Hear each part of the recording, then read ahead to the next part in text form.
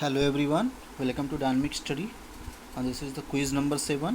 और आज की इस क्विज़ में हम डिस्कस करेंगे एयर पोल्यूशन से रिलेटेड कुछ क्वेश्चंस को, जो कि बहुत ही इंपॉर्टेंट है एनटी एग्ज़ाम के लिए। फर्स्ट पेपर में भी इससे कुछ करंट से रिलेटेड क्वेश्चंस आ जाते हैं और सेकंड में तो ये बहुत ही ज़्यादा आपके इम्पॉर्टेंट है ही। तो हमारा पहला क्वेश्चन है, among the following which one is the most hazardous chemical in the atmosphere. देखो, चारों के चारों हैज़ार्डस हैं, लेकिन इन सब में हैज़ार्डस कौन सा है ये आप देखोगे कि किसी भी सब्सटेंस की हैज़ार्डस देखने के लिए आप देखोगे कि ये एटमॉस्फेयर में या जिस भी वो इकोसिस्टम में पाया जा रहा है, जिस भी स्फीयर में वो पाया जा रहा है, वो कितने दिन तक वहाँ पे रह रहा है, यानी उसकी हाफ लाइफ क्या है या उसकी परसिस्टेंट है कि नहीं है। तो इसमें परसिस्टेंट जो भी मॉलिक्यूल्स है वो है आपका डाइऑक्सिन। ये एक पीओपी है, परसिस्टेंट ऑर्गेनिक पॉल्यूटेंट। तो इन सब में हैज़ार्डस यही हुआ।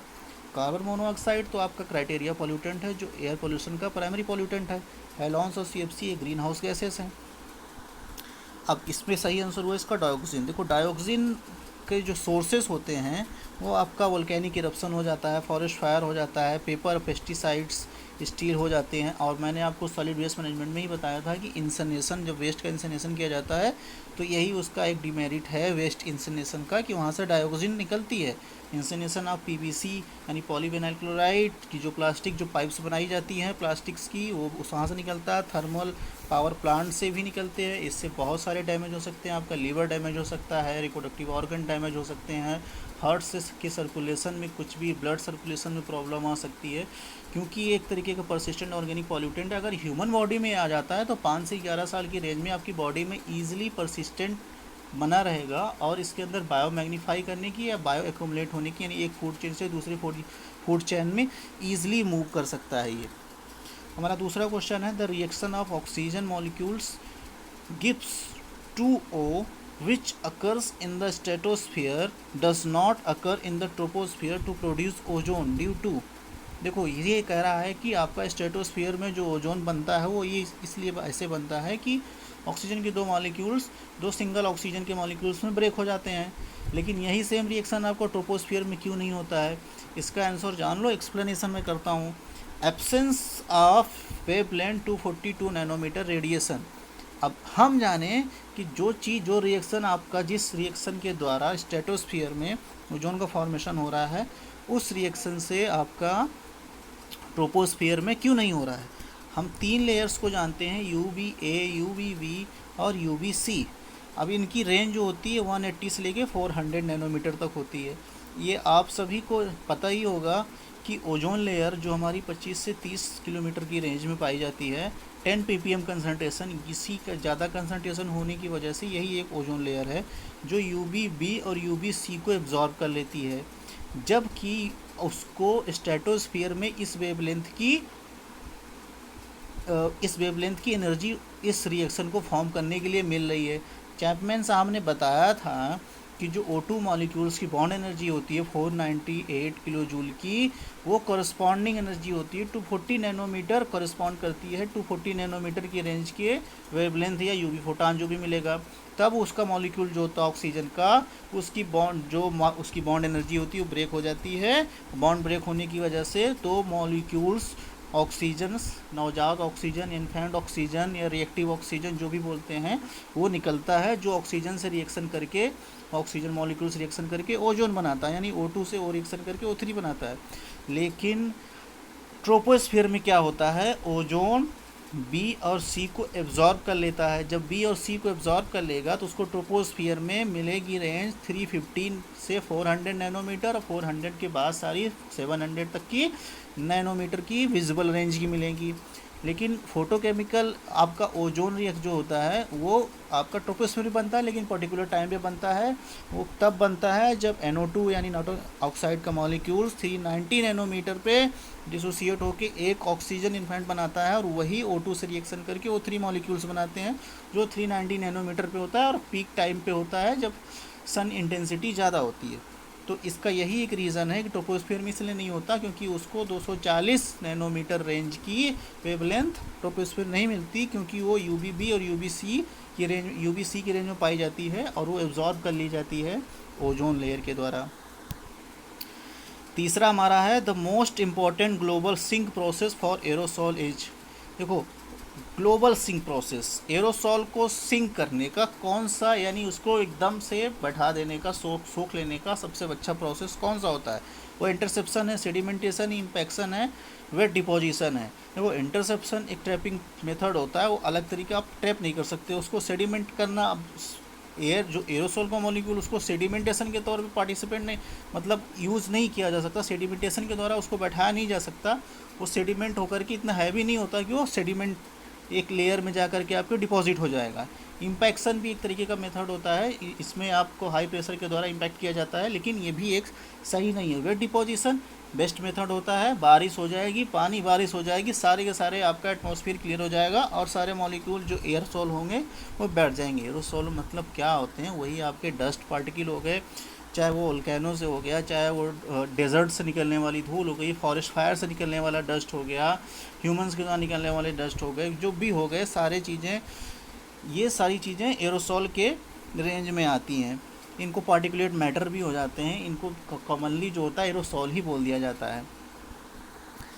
चौथा क्वेश्चन है हमारा, the oxygen atom species which react with water to form hydroxyl radical is produced by the photo dissociation of. इसी में ये कह रहा है कि ऑक्सीजन एटम की स्पीसीज जो होती है वो वाटर मॉलिक्यूल से रिएक्शन करके हाइड्रोक्सिल रेडिकल बनाती है, तो वो किसकी फोटो डिसोसिएशन की वजह से बनाती है? वो O2 ओजोन, NO2 और H2O, तो ऑब्वियस सी बात है वो ओजोन की बताएगी। अब इसी में आप देख लीजिए, एक आपका सिंपल से देखिए रिएक्शन, ये एक एल्किल हैलाइड का इमिशन हो रहा है जो एल्किल के फ्री रेडिकल से रिएक्शन कर करके फिर से एक एल्किल फ्री रेडिकल से रिएक्शन कर करके ऑक्सीजन मॉलिक्यूल, सनलाइट, अब नीचे ही देखिए ऑक्सीजन मॉलिक्यूल ओजोन से रिएक्शन कर रहा है।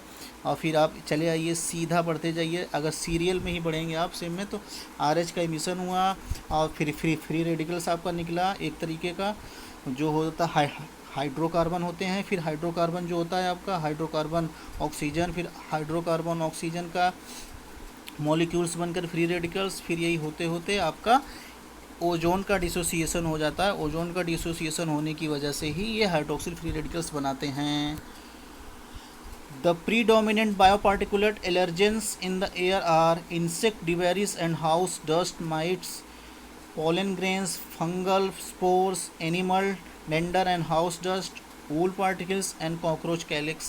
देखो, जो एलर्जेंस होते हैं, एयरबॉर्न एलर्जेंस जो भी हो गए, वो इसमें से कौन से हैं? तो इसमें का जो सही आंसर होता है, बाकी सारे आपको बायो से रिलेटेड दिखाएंगे, लेकिन जो एयर्स में एयरबॉर्न होगा, मेनली जो एयरबॉर्न होगा वो होगा पॉलन ग्रेन और फंगल स्पोर, क्योंकि ये हल्के होते हैं। बाकी चीज़ें तो एक टाइम के बाद सेडिमेंट हो जाती हैं, बैठ जाती हैं।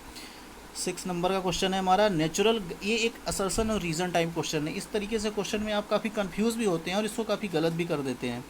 Natural gas contributes less to smoke formation than gasoline. देखो, नेचुरल गैस का जो कंट्रीब्यूशन होता है वो स्मोक फॉर्मेशन में कम होता है कंपेरिजन टू गैसोलीन। क्वेश्चन को अच्छे से समझ लो पहले, बिकॉज आप क्वेश्चन इससे, आप इससे खुद ही क्वेश्चन पूछो या आंसर दो कि अच्छा ये इसका क्वेश्चन है, फिर इसका आंसर ये होगा कि because of the unburned methane molecule are considerably less reactive with respect to the free radical chemistry for smog than the hydrocarbon molecules with more than 1 carbon atom. ये कह रहा है कि जो अनबर्न मीथेन मॉलिक्यूल्स होता है वो comparison to gasoline या और भी जो भी हाइड्रोकार्बन्स होते हैं जिनमें 1 मॉलिक्यूल्स कार्बन होते हैं, उसकी कंपैरिजन में ये कम रिएक्टिव होता है, और ये फ्री रेडिकल के कंपैरिजन में ये कम रिएक्टिव होता है, इसलिए पार्टिसिपेट नहीं कर पाता स्मोक फॉर्मेशन में। बाकी आपकी जो फ्री रेडिकल्स बनते हैं वही स्मोक फॉर्मेशन में, यानी वो वही पैन बनाने में पार्टिसिपेट करते हैं आपका। इसका आंसर क्या होगा? Both A and R are correct. R is the correct explanation of A। देखो, जब असर्सन पढ़ रहे हो तो रीज़न आपका दिया हुआ है, तो रीज़न यानी असर्सन का ही रीज़न है, तो बिकॉज आप है, या तो रीज़न से ही आप क्वेश्चन पूछो कि अच्छा ये है क्योंकि ये है। इससे आपको अपने दोनों का को रिलेशन मिल जाएगा और आप सही से जस्टिफाई कर पाओ कि हाँ ये कैसा रिलेशन है, सही है कि ये गलत है। फिर देखो, इसमें क्या होता है कि देखो, एटमॉस्फेयर में जो हमारे यहाँ पैन का फॉर्मेशन होता है वो फ्री रेडिकल्स के द्वारा होता है। फ्री रेडिकल्स आप देखो, हाइड्रोकार्बन देख लो, RH यानी एल्किल हाइड्रोकार्बन हो गया कोई भी, वो हाइड्रोक्सिल मॉलिक्यूल जो आपका ओजोन के डिसोसिएशन का जो हुआ था, जो हमने अभी तीसरे चौथे क्वेश्चन में डिस्कस किया था कि कौन सा ओजोन ऑक्सीजन मॉलिक्यूल किसके डिसोसिएशन से हाइड्रोक्सिल आर्किल बनाता है। तो वो हो गया आपका, जब ये हाइड्रोक्सिल रेडिकल बन जाता है तो वो एल्किल हैलाइड से रिएक्शन करके एक एल्किल फ्री रेडिकल्स निकाल देता है। एल्किल फ्री रेडिकल जो होता है ये ऑक्सीजन से रिएक्शन करके एल्किल हैलाइड या ऑक्साइड बना करके उसका फ्री रेडिकल निकालता है। एल्किल का जो फिर ये हाइड्रोकार्बन हो गया आपका, यही एल्किल हो गया। ये आपका यहाँ पे आप देखो हर जगह एल्किल ही मिलेगा आपकी, क्योंकि फ्री रेडिकल हो गया। फ्री रेडिकल यानी उसके पास कमी है तभी वो रिएक्शन कर रहा है।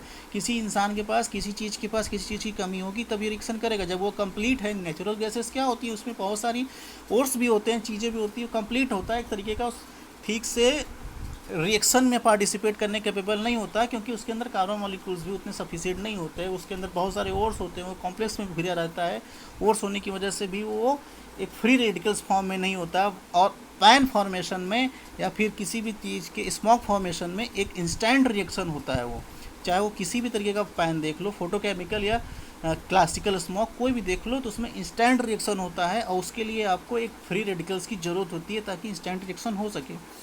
तो इसमें इसीलिए नेचुरल गैसेस जो होती हैं वो कंपैरिजन टू गैसोलीन कम पार्टिसिपेट करती हैं, लेस रिएक्टिव होती हैं because of the free radicals, क्योंकि उनके पास वैकेंट जो होता है, उनके पास ऐसा कोई हाइड्रोजन या ऐसा कोई बॉन्ड नहीं होता है कि जो रिएक्शन में पार्टिसिपेट ना किया हो। अब इसमें आपके पास गैसोलीन में होते हैं कि बॉन्ड जो रिएक्शन में पार्टिसिपेट नहीं करते हैं, जो पार्टिसिपेट नहीं करता है वही फ्री रेडिकल का फॉर्मेशन करता है। अब इसमें देखिए किस तरीके से आपका एल्किल हाइलाइड नाइट्रस ऑक्साइड से रिएक्शन करके आरओ बनाता है, फिर NO2 बनाता है, फिर यही आपका आरओ जो का फ्री रेडिकल्स है, यानी आर यानी आपका एल्किल हो गया, एच यानी हाइड्रोकार्बन, यानी एल्किल हाइड्रोकार्बन जो भी होते हैं आपके, यही सब रिएक्शन करके आपका पैन बनाते हैं लास्ट में पर acetyl nitrate. Which radioactive element is considered as a indoor pollutant. इसमें से कौन सा रेडियो एक्टिव एलिमेंट है जो इंडोर पॉल्यूटेंट के तौर पे जाना जाता है। ऑक्सीजन 18, नाइट्रोजन 15 या कार्बन 13। इसको आप थोड़ा सा याद करना पड़ेगा क्योंकि ये फैक्चुअल है। तो इसमें रेडॉन जो होता है वो आपका इंडोर एयर पोल्यूटेंट माना जाता है। कुछ इंडोर एयर पोल्यूटेंट होते हैं जैसे एस्बेस्टॉस हो गया आपका, ये इंसुलेशन, विनाइल, सीमेंट और फायर प्रूफिंग से इसके जो सोर्स होते हैं निकलने के इंडोर एयर पोल्यूशन में, वो ये होता है। इसका इफेक्ट जो होता है स्किन इरिटेशन में होता है। बायोलॉजिकल माइक्रोऑर्गेनिज्म हो गया, रेडॉन जो हो गया इसका सोर्स सॉइल गैस है, कंस्ट्रक्शन मटेरियल हो गया, लंग कैंसर तक हो सकता है इसका। पेस्टिसाइड तो आप जानती हैं, फॉर्मेल्डिहाइड हो गया, carbon monoxide. Carbon monoxide indoor air pollutant माना जाता है। देखो इसकी वजह से क्या होता है कि ये लेस ऑक्सीजन की प्रेजेंस में बर्न होता है। तो ये इसका जो एक तो एक चीज़ होती है कि ये एक एनोक्सिया नाम की प्रोसेस बनाता है, जिसको उसमें क्या होता है कि कार्बन मोनोऑक्साइड का हीमोग्लोबिन के साथ एफिनिटी बहुत ज़्यादा होती है। तो ये जैसे ही कार्बन मोनोऑक्साइड आपके हीमोग्लोबिन के कांटेक्ट में आता है, कार्बोक्सी हीमोग्लोबिन जैसा एक कॉम्प्लेक्स कंपाउंड बना देता है, जिससे आप हीमोग्लोबिन के अंदर ऑक्सीजन को कैरी करने की कैपेबिलिटी कम हो जाती है और आप धीरे धीरे यानी ऑक्सीजन की कमी हो जाती है आपके अंदर। एनोक्सिया बोला जाता है जिस प्रोसेस को, जिस स्टेप को एनोक्सिया बोला जाता है, उसकी वजह से इंसान धीरे धीरे डिजीनेस, हेडेक, नौसिया या धीरे धीरे वो मर भी सकता है। कभी कभी आप ठंडियों में मिले न्यूज़ पढ़ते होंगे कि घर में पड़े कुछ लोग, पूरा परिवार ही ख़त्म हो गया, वो कार्बन मोनोऑक्साइड, या कार में भी आप सुने होंगे, तो वो कार्बन मोनोऑक्साइड की वजह से होता है। ओजोन हो गया, सल्फर डाइऑक्साइड्स हो गए। आठवां क्वेश्चन है हमारा, the classical smog is mainly composed of NOx and smoke particulate, ozone and sulphur dioxide, sulphur dioxide and NOx, sulphur dioxide and smoke particle. तो क्लासिकल स्मॉग पूछा है यहाँ पे, जो सल्फर डाइऑक्साइड और स्मोक पार्टिकल द्वारा बनाते हैं। फोटोकेमिकल स्मॉग जो होगा उसमें नाइट्रोजन के ऑक्साइड्स का रोल होता है, लेकिन क्लासिकल स्मॉग में नहीं होता है। देखो जो फोटोकेमिकल स्मॉग जो होता है उसको लॉस एंजलिस स्मॉग भी बोला जाता है, और क्लासिकल स्मॉग को क्या बोला जाता है, लंदन स्मॉग बोला जाता है। दो फोटोकेमिकल स्मॉग जो होता है ये फोटोकेमिकल यानी लाइट वहाँ पे ज़्यादा होनी, टेम्परेचर वहाँ पे ज़्यादा होगा, और क्लासिकल में टेम्परेचर डाउन होगा। इसमें ह्यूमिडिटी का रोल 70% से कम होगा, कोई दिक्कत नहीं, लेकिन लंदन जो क्लासिकल स्मॉग है इसमें ह्यूमिडिटी होनी चाहिए अच्छी खासी। विजिबिलिटी इसमें 0.8 से 1.6 किलोमीटर तक होती है, इसमें 30 मीटर तक होती है, लेस देन 30 मीटर तक होती है, इसमें कम होती है। और और इसका जो मंथ होता है तो टेम्परेचर के बेस पे आप आसानी से डिवाइड कर सकते हैं। बाकी जब हम इन सारी चीज़ों का हम अलग से डिस्कस करेंगे, चाहे वो आपका फोटोकेमिकल स्मॉग का फॉर्मेशन हो गया, स्मॉग में दोनों हो गए, फोटोकेमिकल क्लासिकल हो गया, एयर पोल्यूशन के सारे प्राइमरी सेकेंडरी पॉल्यूटेंट हो गए आपके, उसमें सारे क्राइटेरिया पॉल्यूटेंट भी आ गए। और जब हम इसको डिस्कस करेंगे, सेपरेट क्लास लेंगे, तो बारी बारी से सबका काज क्या है, सिग्निफिकेंस क्या है, कैसे फॉर्म होता है, एयर पोल्यूशन की केमिस्ट्री क्या है, एटमॉस्फेरिक स्टेबिलिटी क्या है, एयर पोल्यूशन का रोल क्या है, उससे रिलेटेड न्यूमेरिकल क्या है, पार्टिकुलेट मैटर से रिलेटेड मिलने वाले न्यूमेरिकल्स क्या हैं, सारी चीज़ों को हम डिस्कस करेंगे अच्छे से। According to the National Ambient Air Quality Standard, the annual average concentration of sulfur dioxide is a residential area should not exceed 80 microgram metre per cube, 100 microgram metre per cube, 140 microgram metre per cube, 200 microgram metre per cube. देखो ये fact है, इसको आपको याद करना पड़ेगा और एक क्वेश्चन तो डेफिनेटली इससे आता ही है। इसका सही आंसर होता है 80 माइक्रोग्राम पर मीटर क्यूब। आप CPCB के साइट पे जाइए, इसको डाउनलोड कर लीजिए, air quality standard, water quality standard, वहाँ पे सब पड़ा हुआ है। सीधा जा कर के वहाँ पे आपको डाउनलोड करना है। यहाँ पे आप देख ही सकते हैं कि सल्फर डाइऑक्साइड का जो देखो एनुअल का ही मोस्टली जो पूछता है, अगर कुछ नहीं पूछा तो एनुअल ही माना जाता है। एनुअल जो होता है उसका 80 माइक्रोग्राम पर मीटर क्यूब होता है। With respect to C, increase in carbon dioxide abundance is not responsible for which of the following. देखो विथ रिस्पेक्ट टू सी, ये सी यानी समुद्र के रिस्पेक्ट में पूछ रहा है कि इंक्रीज इन कार्बन डाइऑक्साइड बढ़ने के कारण समुद्र में होने वाले चेंज, क्या चीज़ें ऐसी हैं जो रिस्पॉन्सिबल हैं कार्बन डाइऑक्साइड बढ़ने की वजह से। क्या समुद्र का जो pH है वो बढ़ रहा है, increase in concentration of bicarbonate ion, coral bleaching, enhance dissociation of calcareous material, यानी जो कैल्शियम से रिलेटेड मटेरियल हैं, कैल्शियम कार्बोनेट से रिलेटेड मटेरियल, जैसे आपका पाइला ग्लोबोसा और बहुत सी सारी चीज़ें हो गई कैल्शियम कार्बोनेट से रिलेटेड, तो क्या उनका डिसोल्यूशन हो रहा है, यानी आप कह सकते हो कि ओशियन एसिडिफिकेशन, इसको भी एक तरीके का टर्म बोला जाता है इसकी लैंग्वेज में। तो कार्बन डाइऑक्साइड जो है ये मेनली आप रिस्पॉन्सिबल दे सकते हो कि ग्लोबल वार्मिंग, तो ग्लोबल वार्मिंग से होने के कारण ओशियन पे क्या क्या इम्पैक्ट पड़ेगा। देखो सारी चीज़ें तो पड़ रही हैं, लेकिन pH पे इम्पैक्ट इसकी वजह से नहीं पड़ेगा। कार्बन डाइऑक्साइड बढ़ेगा तो बायोकार्बोनेट का रिएक्शन तो करेगा ही उसके साथ, तो ये सिंपल सी चीज़ है कि pH उसका नहीं बढ़ेगा। बाकी क्लाइमेट चेंज है, सीधा सा क्वेश्चन है, क्लाइमेट चेंज से या ग्लोबल वार्मिंग होने की वजह से उस ओशियन पे क्या बढ़ रहा है, तो ओशियन का लेवल बढ़ रहा है, डिसोल्यूशन होने के कारण उसका क्या कहते हैं कि कोरल ब्लीचिंग सबसे बड़ा इशू है। आपका जो ग्रेट बैरियर रीफ है उसके ऊपर कितने सारे रिसर्च हो रहे हैं। अब इसी इमेज में आप देख लीजिए कि एटमॉस्फेरिक डिस्टर्बेंस कैसा हो रहा है, कार्बन डाइऑक्साइड एटमॉस्फेयर से होते हुए आ रही है, एसिडिटी बढ़ रही है, ओशियन एसिडिफिकेशन बोला जा रहा है। ओशियन एसिडिफिकेशन की वजह से आपकी वो कैलकुलेशन का प्रोसेस जो है वो बढ़ रहा है, उसके कैल्शियम जो पार्ट होता है वो डिसोल्यूशन हो रहा है, उसका कोरल ब्लीचिंग हो रही है, यानी पूरी तरीके से आपका इकोसिस्टम डैमेज हो रहा है। क्योंकि कोरल ब्लीचिंग पे ही बहुत सारे इकोसिस्टम जुड़े हुए हैं, उसमें बहुत सारी कोरल से रिलेटेड रहने में बहुत सारे लोगों के लिए वो एक नीच की तरह काम करता है, तो उनका नीच पूरी तरीके से डैमेज हो रहा है और इकोसिस्टम बहुत ओशियन का इकोसिस्टम बहुत तरीके से डैमेज हो रहा है। तो आज के लिए बस इतना ही। इससे रिलेटेड क्वेश्चंस आप कुछ और भी देखिए और जो भी आपको सजेशन देना आप कमेंट बॉक्स में दे सकते हैं। Thank you, happy learning.